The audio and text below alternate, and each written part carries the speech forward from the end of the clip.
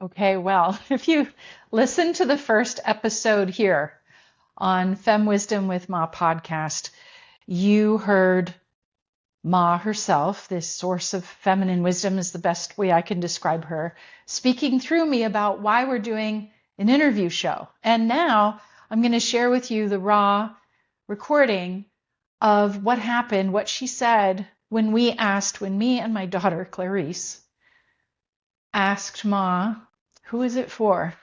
Who are you here for? And so this episode answers that question. Who is FemWisdom with Ma for? And more specifically, who are these feminine wisdom leaders? What makes us a FemWisdom leader? And I think that her answer, it made us cry. It was very moving for me and Clarice. Like after I was done channeling what you're about to hear, Clarice was crying while it was being recorded. And then after I was done channeling it and I came back into this personality and I began to sort of metabolize what had just came through me, I was in tears too, because I believe there's nothing so important right now in these times of cultural change on our planet than to recognize the power, the potency, and the purpose of our feminine wisdom now rising. Again, it's not just about women, girls, la la la. It's about the more feminine aspects of wisdom, the dark as well as the light, the good dark and the good light, and all that aligns with love in this world that has forgotten half of the equation. So listen now to Ma describe, and I think you might just recognize yourself in this profound revealing of what makes a fem wisdom leader, of who is holding fem wisdom now, this shared belonging that we who are holding fem wisdom have with each other. Thanks for being here. Here she comes.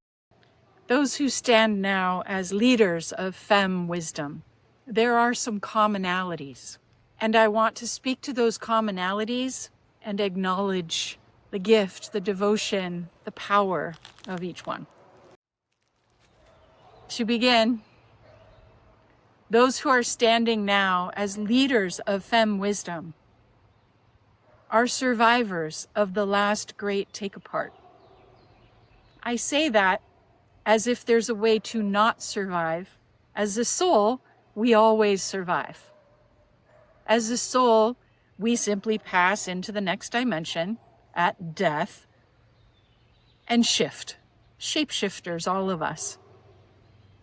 But those who are standing now, who feel called to lead women in the rise of the feminine that's happening now, there is a commonality. They were here before at the last turning. They were here before when this game of this planet turned from the matriarchy, the feminine age, the age of the temples, the time of the web of the wombs. When it changed with violence, as it is changing now with violence, because that's how humans change. There are memories inside of all of the fem wisdom leaders, memories deep inside of that time, the time when their temples were attacked, dismantled, and dismembered, a time when their priestesses and their sisters, their children and themselves were attacked and dismembered. This memory of the great rape brings strength now, brings depth now, brings devotion now to the path. It is a memory that holds power as well as pain. And one of the great initiations of each feminine wisdom leader is to touch that wound, to honor that wound, to bring healing to that wound, and to eventually embrace that wound with the soul's laughter, with the recognition that that was an initiation into power and that it's not still happening. To allow it to stop happening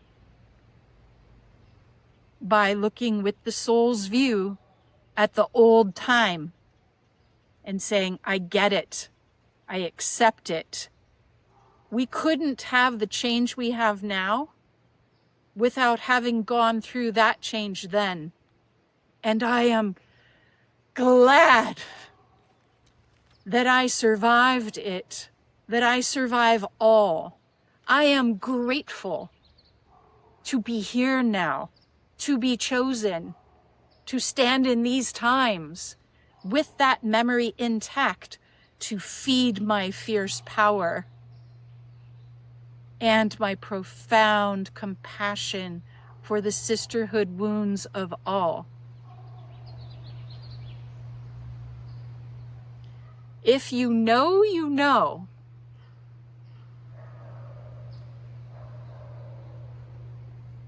The second commonality of those who now stand as FemWisdom leaders, as wisdom keepers of women in the rise of this feminine, more feminine balance culture, is that every one of you FemWisdom leaders was born into this life with a little extra, with an extra ray, a ray from the light of what you would call the goddess, a prism face of her. You hold an extra energy that is more than just your soul's own energy. You have been like a cup bearer, a treasure bearer of this energy. And this extra energy of her, of Ma, of she, that you have held in your body since you took your first breath, has sometimes been a wondrous tool because it makes you more magnetic, more radiant when you are aligned. It also intimidates the old way. It can also mark you as a sort of threat to the old way because you are. And so you have had reactions to your emanation your whole life. Sometimes that looks like an over-sexualization, far too early and far inappropriately. Sometimes it looks like a increased suppression of your voice because your voice has power. Sometimes it's a flat out ownership attempt to enslave you in relationship, to enslave you in some other energetic way, because the greed of people wants to own what you have been holding. You are not alone with these things. The FemWisdom sisterhood, the sisterhood of FemWisdom leaders, all know this. If you know, you know. And if you know, you need to be around others who know so that you don't feel crazy about it. There is one more thing that is the commonality of all FemWisdom leaders, and that is you came here to do a thing. You came here to carry a body of work, a way, an artistic expression, a form of transformation. You came here to birth a creation in this world, in the midst of this crazy wild time, in the middle of it. You're not supposed to wait until things get tidy. No, you're not supposed to wait. If you have always felt that you have a path, if you've been shown visions of those you are supposed to speak to, sing to, make art for, influence, there is truth in that vision. And there are challenges to bringing it through in this time. This is where it is important to have a sisterhood, a collaboration, and guides, of which I am only one. For her, Ma, she comes through every single one of us in different ways. Some are natural guides and speakers, strategists, planners. Some are natural expressive arts transmissions, POW, bringing the vision of the new time into reality. Some are weavers of people, making the connections to the right places, people, opportunities for the community. Some are the storytellers who remember people to what is true by reminding them through story. Some are ceremonialists who weave the energies of the gatherings, the rituals, and the ways to provide a new temple that is neither structured, contained, nor dogmatic, but rather a vortex within which you can rise to your next level without getting complicated by the mess outside. This is what I mean with this term, this imperfect label, FemWisdom Leader. And this is who I'm here for, because it's time now.